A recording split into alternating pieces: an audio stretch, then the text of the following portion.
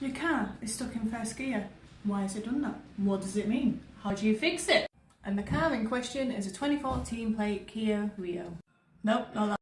Yes, that's better. Okay, so this customer calls up to say that the car stuck in first gear. No matter what they do, it's not coming out of it.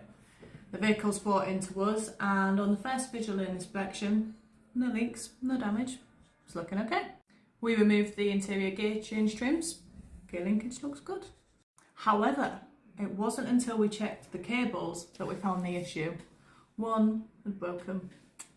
Sad, but it happens. So that's it, right? That's the end of the story. Why am I here telling you this? Because it's not quite the end of the story just yet.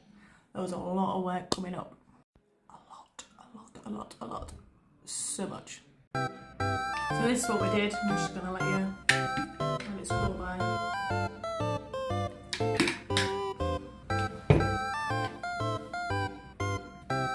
And then we had to do it all over again to put it all back together. So, you know, really great, really fun.